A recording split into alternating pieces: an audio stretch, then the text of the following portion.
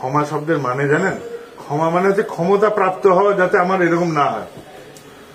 আপনি ক্ষমা করেন মানে কি বলছেন? ক্ষমা করার কথা, ক্ষমাটা আমি করবো না, আপনি আপনাকে ক্ষমা করবেন, আপনি ক্ষমতাশালী হবেন যাতে এই কার্য আপনার দ্বারা না হয়।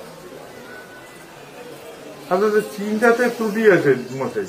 আপনি ব্রত করবেন কি আর প্রায়শ্চিত্ত করবেন কি, আপনার চিন্তার জগৎটাকে পরিবর্তন করেন। আপনি আলো দেখাবেন, সমাজ আলোকিত হবে। আপনি চলবেন, আপনাকে নিয়ে আপনি ভাবতেই পারবেন না, আপনাকে ভাবার অধিকারই তিনি দেননি। আমার কি প্রয়োজন না প্রয়োজন সব নিয়ে আমার ভাবার কোনো অধিকারই নেই। তুমি ভাববে আমাকে নিয়ে, আমি তোমাকে নিয়ে ভাববো। আপনি তো আপনাকে নিয়ে বিভোর, কার সাথে কি কথা বলবো, কোথায় কার সাথে কি আলাপ প্ল্যান চলছে। ধ্যানস্থ না হলে কি উন্নতি হবে? কিছুই হবে না।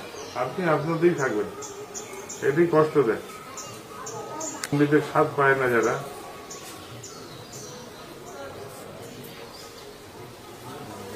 আপনি কি ভাবেন যে এমনি সাধারণ যত গুরু ঘুরে বেড়াচ্ছে মার্কেটে তাদের মতন ঠাকুরকে এইরকম মানুষ আসে নাই, এরকম আসতে পারে না। স্বয়ং ঈশ্বর দয়া করে নররূপ ধারণ করলে এই হয়। ভেবে দেখবেন তার প্রত্যেকটা কথা, প্রত্যেকটা চলন, প্রত্যেকটা অভিব্যক্তি চিন্তা করবেন। সেদিন আমার পিতৃবন্ধু, বাবার চেয়ে বয়সে ছোট কিছুটা, তিনি এসছেন, মানে 1 বছরের ছোট হবেন উনি। এখানে এসছেন, বসে গল্প বলছেন যে ঠাকুর জালের ঘরে বসে আছেন পাবনায়। তো ওনারা খেলতে খেলতে জালের ঘরে উনি পাইপ বেয়ে উঠেছেন, তো দেখছেন ঠাকুর পায়খানা করছেন।